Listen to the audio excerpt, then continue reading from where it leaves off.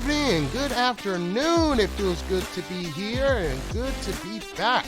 And back where you might say, I mean all this week, talking about video games, comic books, to people who really do not understand the love that I have for this, and now I'm here talking to you guys. So we're going to go ahead and get started with good old comic books and my god, Storm and the Brotherhood of Mutants. I gotta say, I didn't think they could top the last issue, but here we are, and everything is coming to a close, because we're starting this year off in 1,000 years, since Sinister messed up everything. So in the background,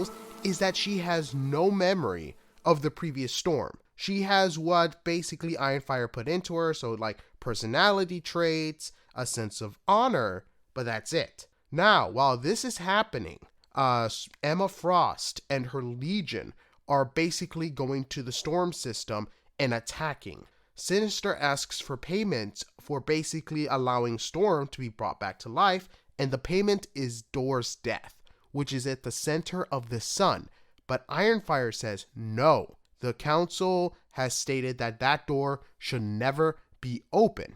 And now the alarms are going off because Emma Frost is attacking, and now everyone's going to their battle stations to defend the Storm system. Korra ends up coming with them. And if you guys don't remember who Korra is, she is the person who boosts someone's ability, their power. And that was what Storm did when she basically helped them and died in the previous issue. So now Emma's forces are basically destroying everything in her path, and it's absolutely insane. Also, she goes to the head of her ship and it basically transforms into a transformer.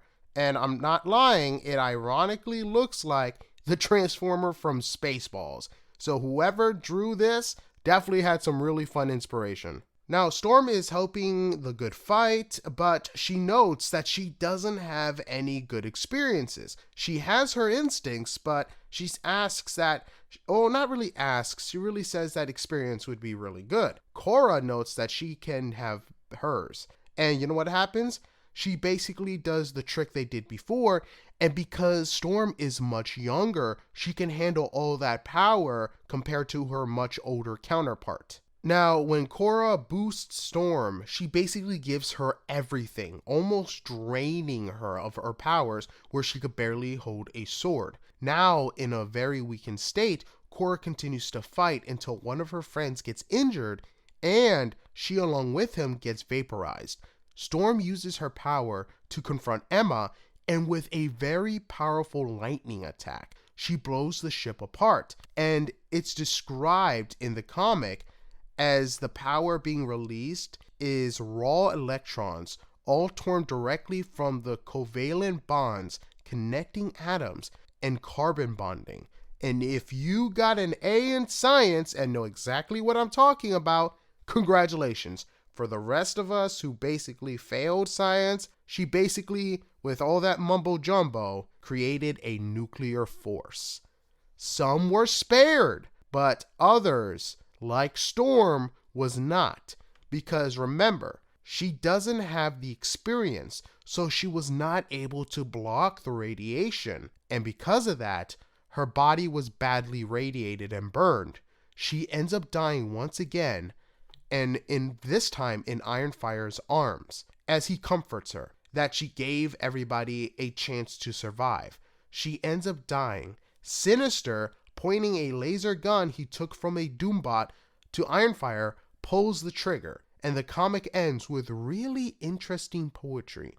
And this is how the poetry grows. And I quote, "Sing to me, O poets, your final song, the song of the end," end quote. And I gotta say, that was actually some pretty good stuff. I actually tried to look it up to see if Al Ewing, I'm sorry if I'm butchering that name, took it from somebody. But he didn't. It seems like he legitly made that poem by himself. And I gotta say, if he ever retires from comics, this dude would be an excellent poet. Seriously, that was some pretty good stuff for a comic book. Anyway, I'll give this issue a 10 out of 10. It was amazing, and it sets up what's to come. I mean, we all know what's going to happen when Sinister kills the clone, but we won't know what the aftermath of everything is.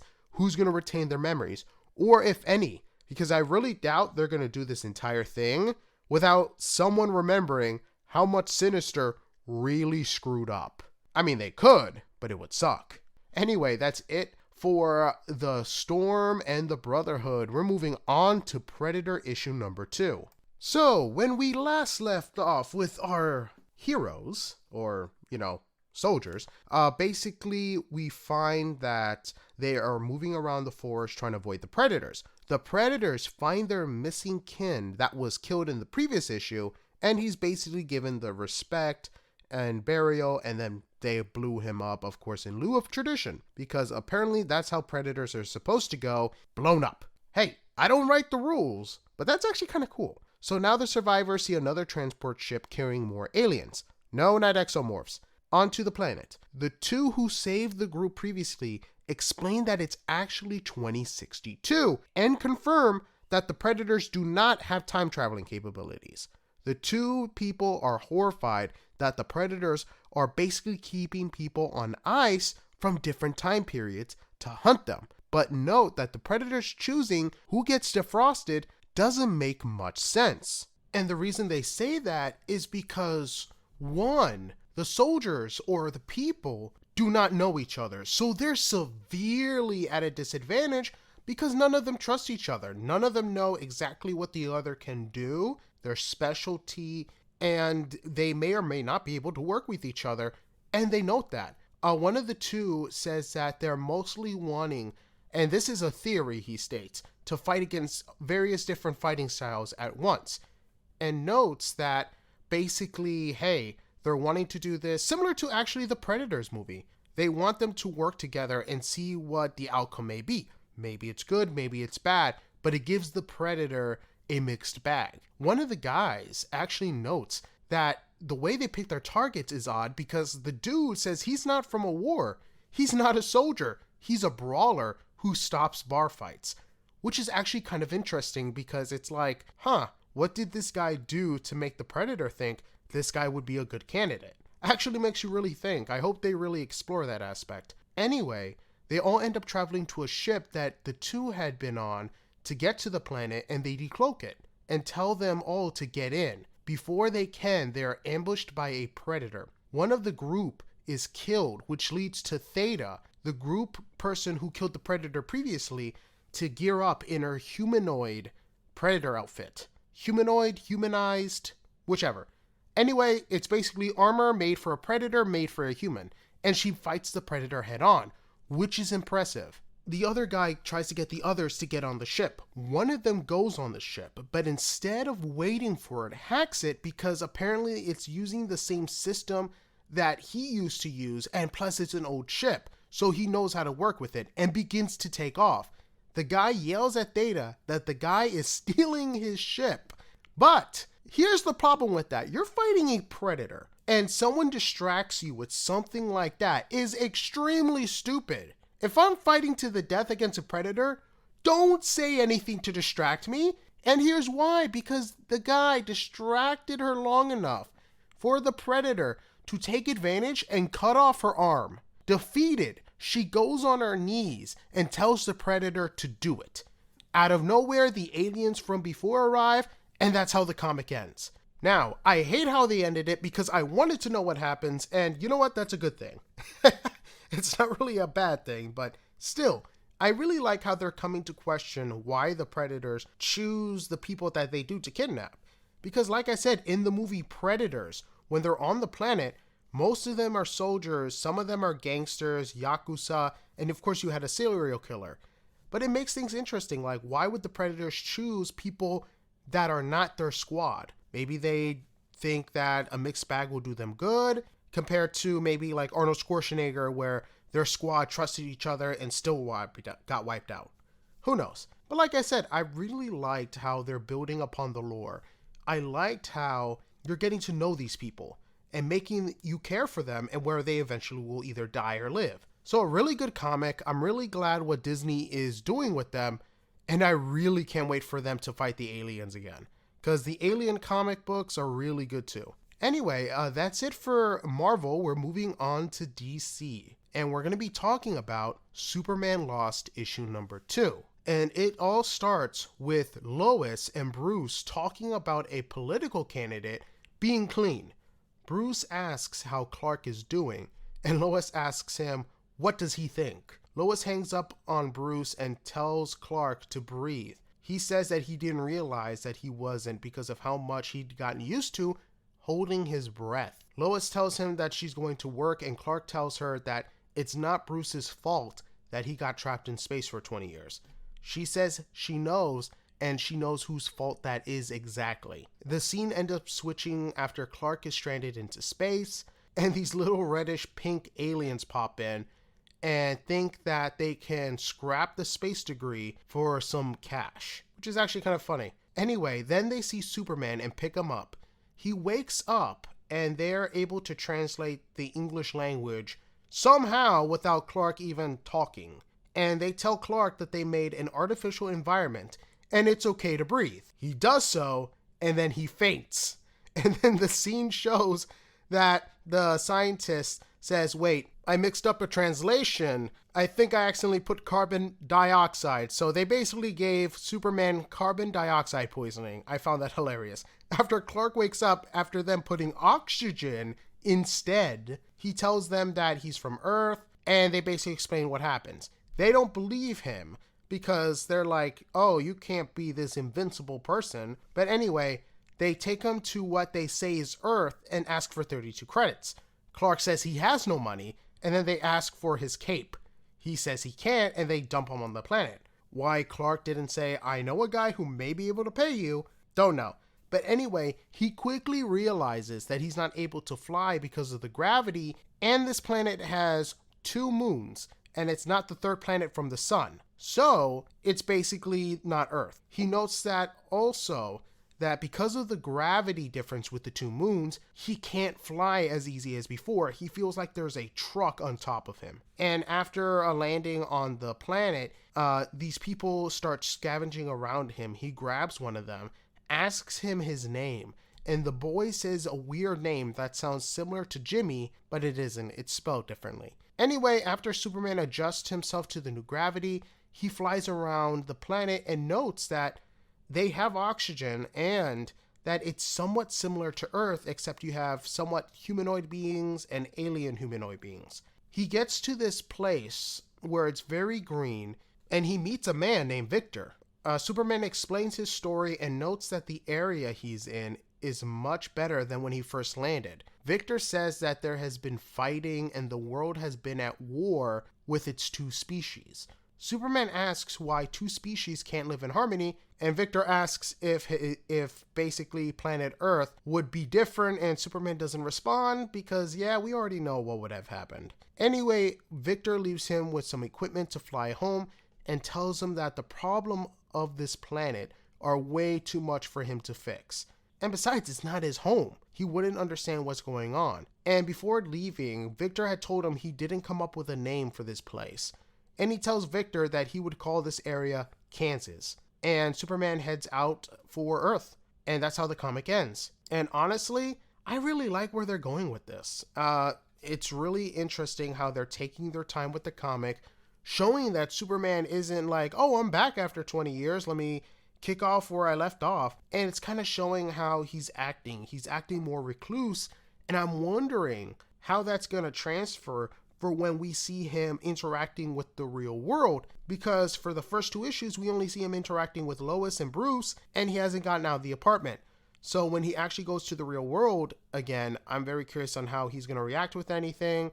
If he's going to be more aggressive, who knows? I'm super excited to see what happens next issue. And God, if Lex Luthor messes with him and he's a lot more angrier, rip. Anyway, that's it for comics. We're going to be moving on for TV shows. First off, I want to talk about John Wick. And yes, I know this is TV shows, but John Wick has announced and released a teaser for the new show, Continental. And it's going to be about a young Winston entering the Continental for the first time and basically letting the adventure continue. And I gotta say, I'm super excited. Because one, John Wick is an amazing movie series, and I cannot wait to see how all of this started with Winston. And two, it's taking place in the 70s. So we already know things are going to be absolutely crazy. So I don't know if it takes place in the early 70s, late 70s, mid 70s. If it's taking place early 70s, then we'll still see the aftermath of what? The Vietnam War. Nixon's still in office, so got some really good writing material for the time period. And again, I'm excited to see anything John Wick, and of course, Winston has always been a very interesting character, so I can't wait to see what's to come. Speaking of prequels, actually no, this wouldn't be a prequel. This would be a sequel of sorts, and this is The Penguin. Yup, Colin Farrell is back playing the Penguin and showing the rise of power after the events of the Batman. Now, here's the interesting thing. This is going to be 8 episodes, and it's going to be a mini-series. So I really doubt there's going to be a season 2 per se. But here's the also interesting thing. This is going to take place a week. Yes, a week after the events of the Batman. So it's going to kind of bridge the gap between the Batman and the sequel, who we may or may not see a superpowered villain, which would be really cool. Because honestly, besides what, Mr. Freeze and Poison Ivy, we really haven't seen a super powered villain at all. Wow, and Bane was in that movie, so yeah, I mean, The Dark Knight Rises didn't have any super powered villains, and okay, maybe the Justice League, but that wasn't really, a Batman movie? Huh, interesting. Anyway, where was I? Yes, so basically it's gonna bridge the gap, and I can't wait. Especially since they released the cast. Now, I don't know if Robert Pattinson is going to make an appearance. I believe he will, because it would make sense, but here's the people already confirmed.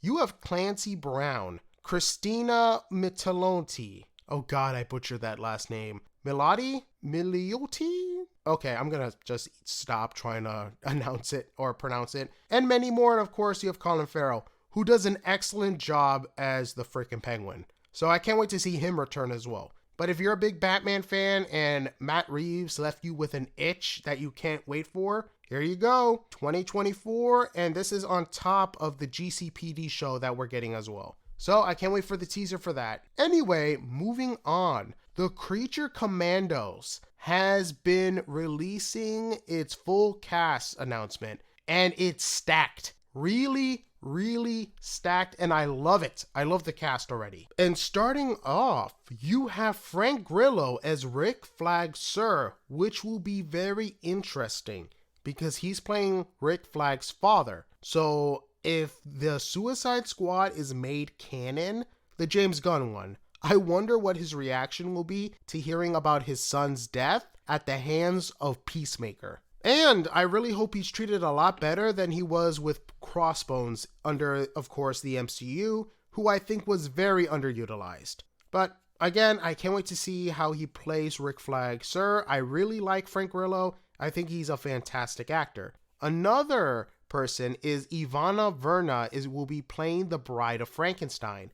David Harbour is going to play Frankenstein, which is going to be interesting since he's already playing a character in the MCU who's set to appear in Thunderbolts, an upcoming MCU film coming out next year. So I don't know if this is a hint of what will happen to his character, since Thunderbolts is kind of like the Suicide Squad of the MCU, so who knows. But again, I'm super excited to see David Harbour and stuff. Another person which I'm really excited to see is Alan Tudyk is going to play Dr. Phosphorus, which is already a win. I love Alan Tudyk. He's an amazing actor. and he does all these crazy roles. I remember watching a video of him in Moana, and he's like, I went to Juilliard and I'm voicing a chicken.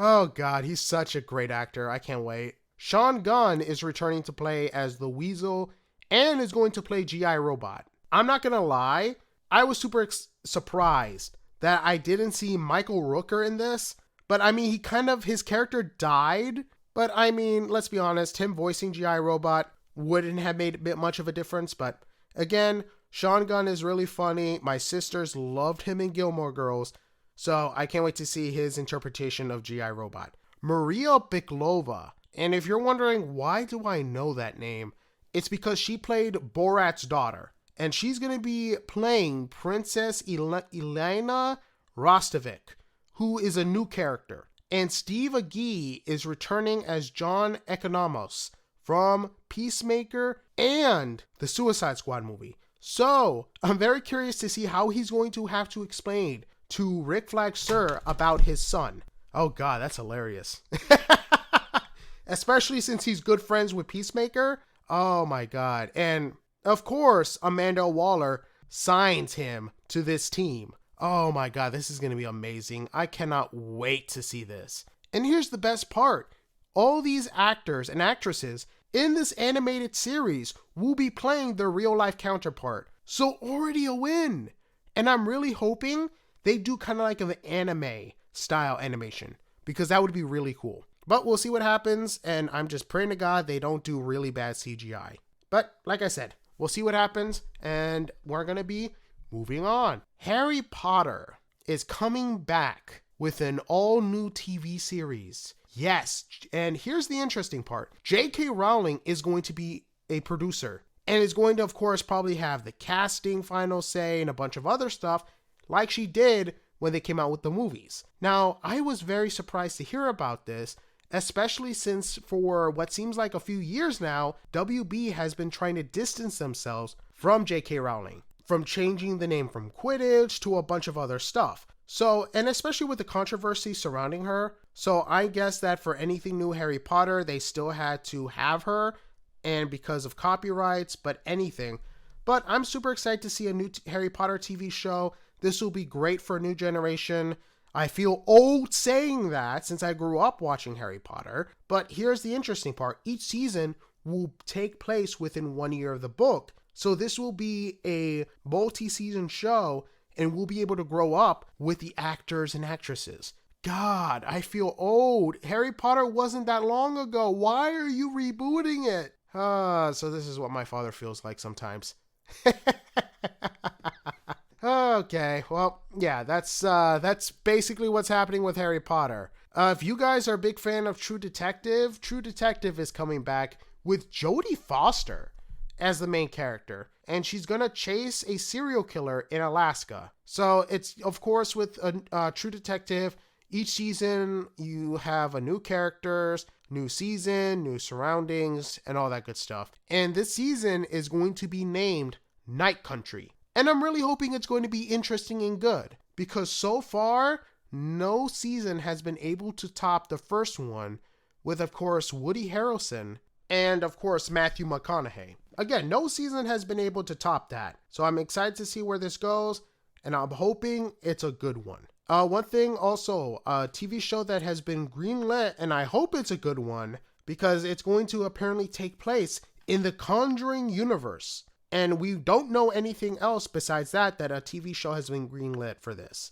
And I gotta say, if you would have told me 10 years ago that The Conjuring was gonna have its own universe, I wouldn't have believed you. And it's expanding, making new monsters and stuff like that, talking about the ghosts. And if you would have told me it was gonna do better than DC, I wouldn't have believed you either. But here we are. Speaking of things that have been greenlit, a new Game of Thrones prequel called A Knight of the Seven Kingdoms has been confirmed, which will take place 90 years before Game of Thrones. So this will take place after House of the Dragon. So it'll be based on a book with the same title, and I'm curious to see where it goes. I really am, because the Targaryens are still in power. So we'll see how it balances it. I'm actually curious to see who will be jumping in on this, because I feel like what House of the Dragon and Game of Thrones have already taken a lot of good actors. So people who haven't showed up in Game of Thrones, I'm really curious to see who they cast.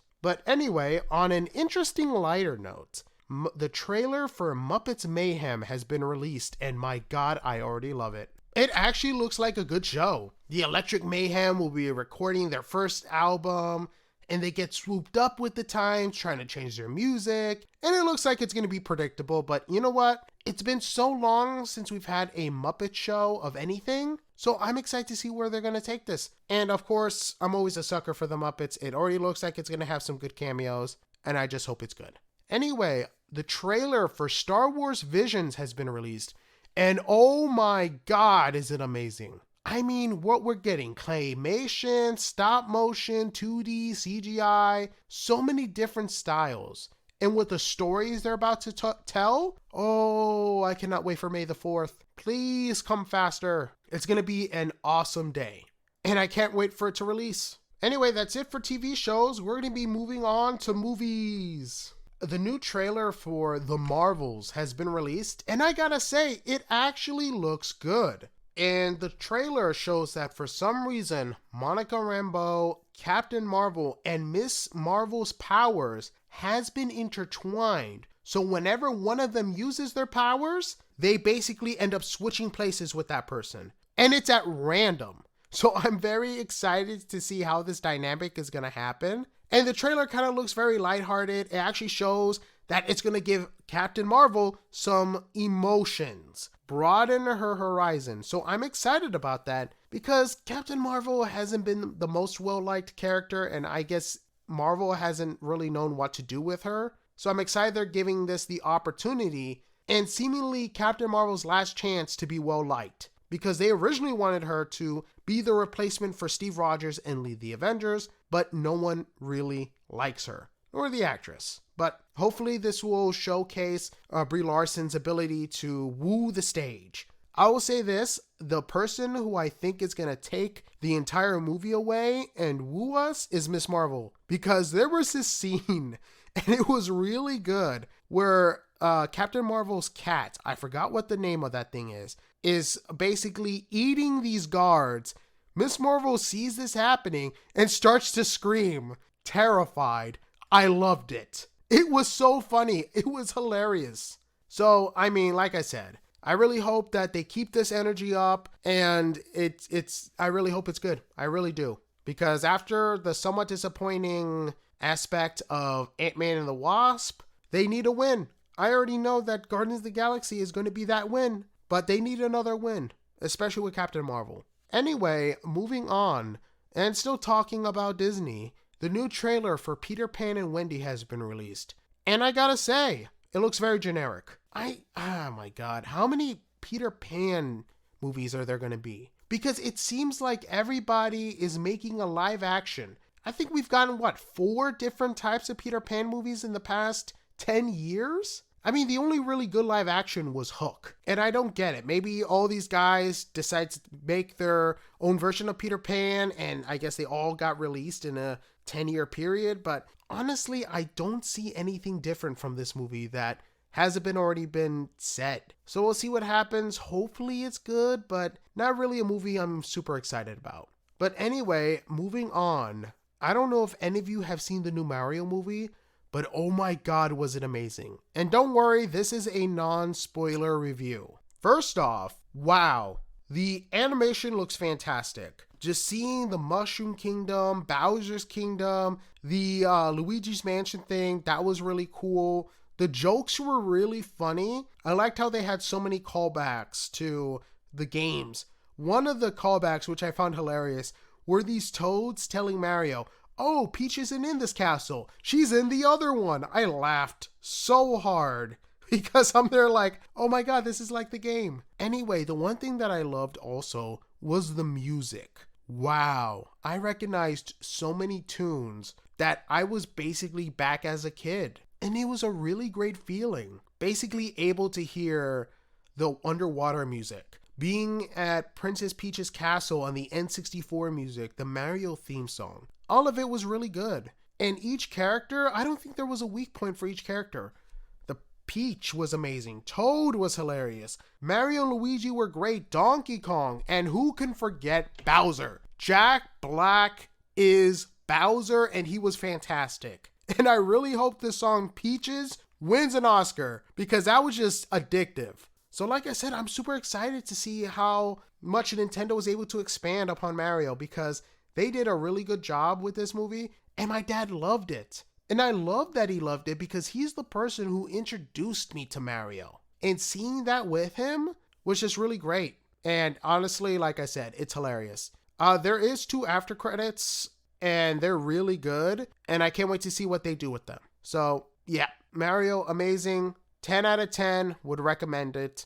I will definitely be doing a spoiler review in the next couple weeks, just to give enough people time to watch it. And as of right now, it is the highest growing video game adaptation ever, movie-wise. So that's another good thing. And it's weird too. I don't understand why critics were criticizing this movie. Maybe, I don't know, Nintendo didn't give them a paycheck? Audiences loved it. It's always weird to see that dynamic. Anyway, that's it for movies. We're moving on to video games. First off, Ghostwire Tokyo is releasing a new free game update called Spider's Thread. And this will be adding new enemy types, side missions, a new game mode, and extended story, cinematics, and much more. And one thing I will say, Ghostwire Tokyo was definitely a weird game. An interesting game, but a weird one. And the studio giving free updates is always a good win, and I wonder if it's going to draw more people to the game, now that it's like complete and it's got a bunch of new stuff. Who knows, hopefully that happens, because this studio went above and beyond for this. Talking about studios that went above and beyond, the trailer, the third one actually, for Zelda Tears of the Kingdom has been released, and it's amazing! The look of Ganon is terrifying, and the worlds look stunning.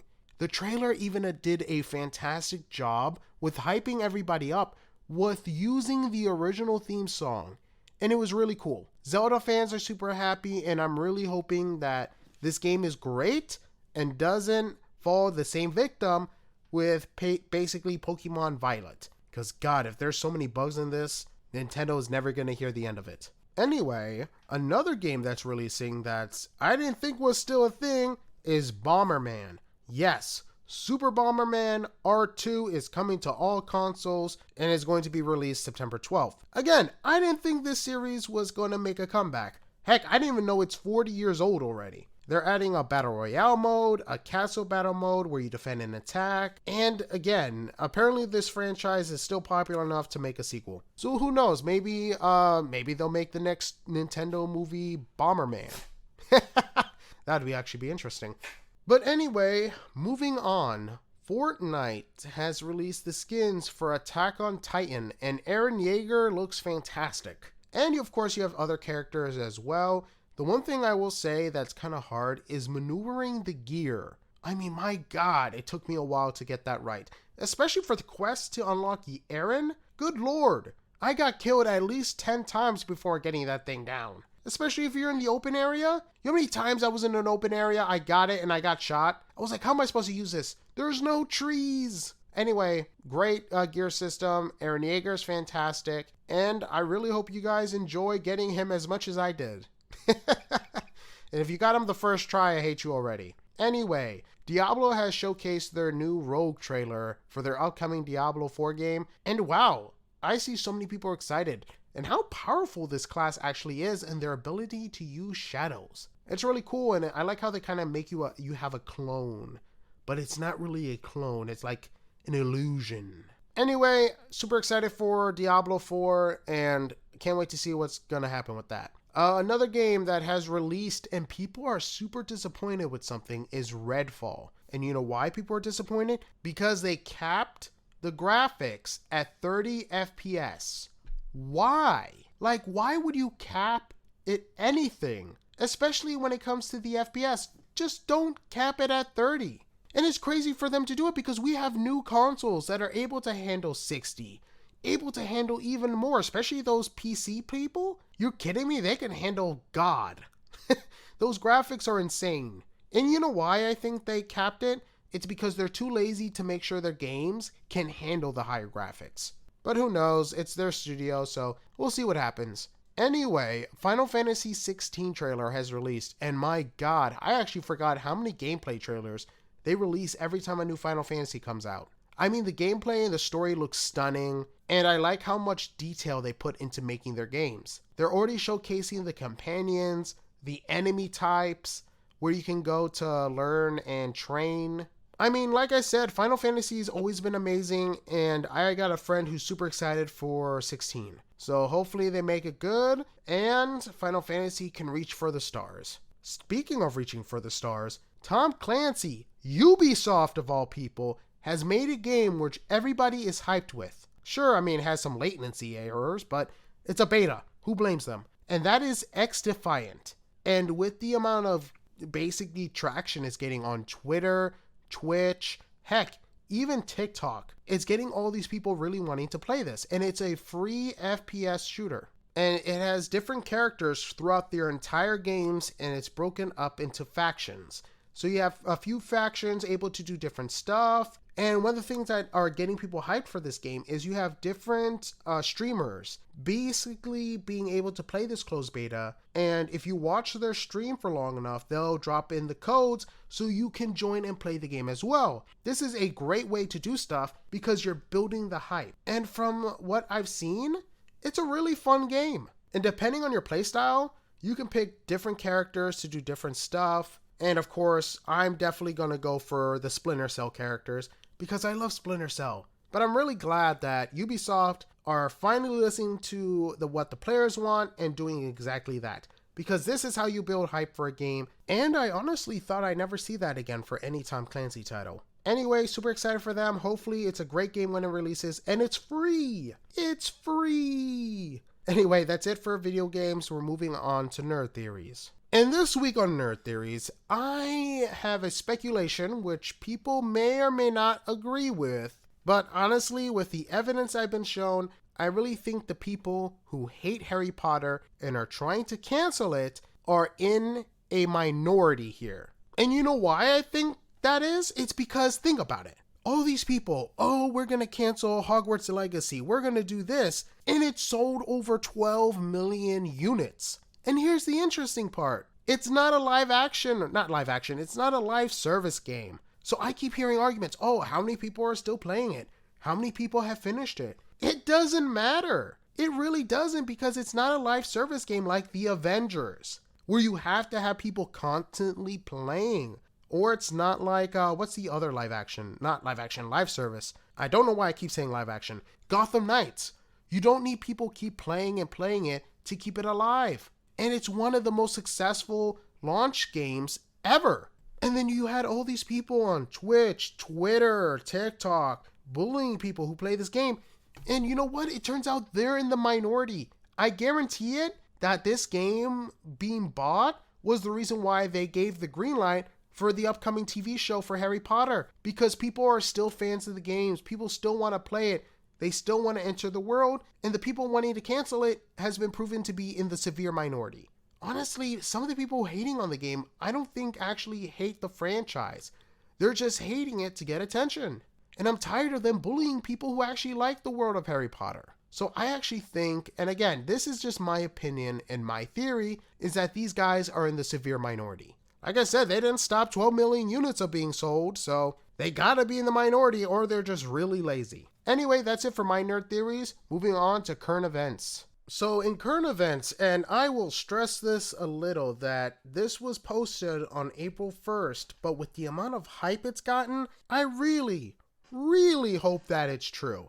And apparently, Cartoon Network is putting a poll to see what their next 2025 special will be, and they got these crossover ideas from ChatGPT. And some of these ideas are really good. So they have a Flapjack and Adventure Time crossover, a regular show and Courage the Cowardly Dog crossover, a Gumball and a Foster's Home for Imaginary Friends one, and also you got Ed, Edd and Eddy and Steven Universe, which is weird, Craig of the Creek and Kids Next Door, which really makes sense. It's crazy how much it makes sense. Total Drama Island and the original Teen Titans, which is interesting. Billy and Mandy and Scooby-Doo, which would be extremely interesting. And honestly, with them meeting Courage, oh god, the possibilities there. Bears, and Chowder. And yeah, those are about it. And I gotta say, they should do them all. But if they had to choose one, I'm sorry, I'm gonna go with Billy and Mandy with Scooby-Doo. But Gumball and Foster's is a close second. And of course, you have Courage and the Regular Show as a third.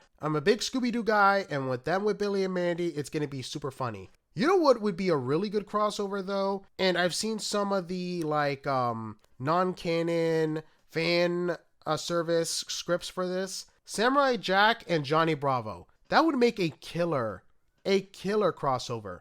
But like I said, I'm hoping this is true. I know it was posted on April the 1st, but honestly, any of them would make a really good special. Okay, maybe not Ed, Edd and Eddy and Steven Universe. I think that would be weird.